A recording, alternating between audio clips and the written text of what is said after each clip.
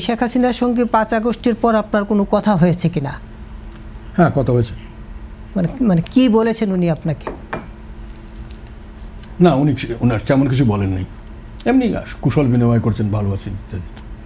শেখ হাসিনার সঙ্গে আপনার কথা হয়েছে, তিনি কবে ফিরবেন, বাংলাদেশের রাজনীতিতে ফিরতে চান কিনা, কিংবা আওয়ামী লীগের রাজনীতি নিয়ে কোনো কিছু আপনার সঙ্গে শেয়ার করেছে কিনা? কিছু না, এমনি অনেক সময় হয়তো কোনো একটা ঈদ পড়া পড়ে কেমন আছেন, ভালো আছেন, এই ধরনের কথা আর কি। আর আমার সঙ্গে কোনো রাজনৈতিকভাবে ওনার রাজনীতি নিয়ে, আমি রাজনীতি করি না, ওই ধরনের কোনো কথা আমার সঙ্গে হয়নি।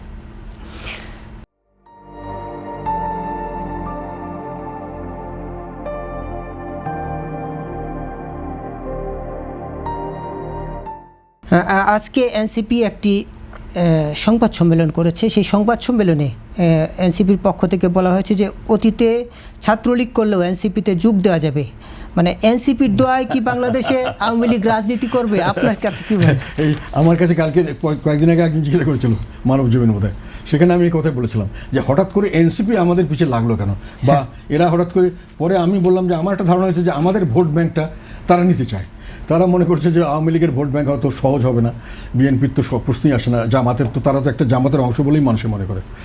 তো এখন আমার মনে হচ্ছে যে তারা এখন হাতড়ে বেড়াচ্ছে সারা দেশময়, সেই কথায় আছেন। মানে এনসিপিতে জয়েন করলে তাদের সব দোষ মাপ, আর এর আগে হলেই তারা দোষর, তারা ক্রিমিনালস, তাদেরকে ফাঁসি দিতে হবে ইত্যাদি।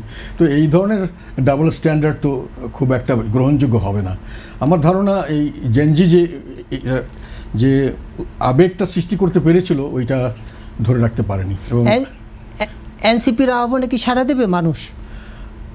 আমি মনে করি না, কেননা ওদের প্রতি মানুষের যেটা সবচেয়ে প্রথম যেটা মানুষের আগ্রহ এসেছিল, সেটা হলো তোমার ইয়ের পরে এদের আগ্রহটা ছিল যে তারা নির্লোভ, তারা ছাত্র, তারা অন্য কিছু চাচ্ছে না, তারা দেশের জনগণের জন্য একটা কিছু চাচ্ছে, ভালো কিছু চাচ্ছে। এবং তারা অন্য দল, রাজনৈতিক দলের মন্ত্রী হবে, এমপি হবে, তারা টাকা পয়সা বানাবে, ব্যবসা করবে, তাদের একটা ইন্টারেস্ট থাকে, এদের কোনো ইন্টারেস্ট নেই। কিন্তু এই জিনিসটা ওনারা ধরে রাখতে পারেননি।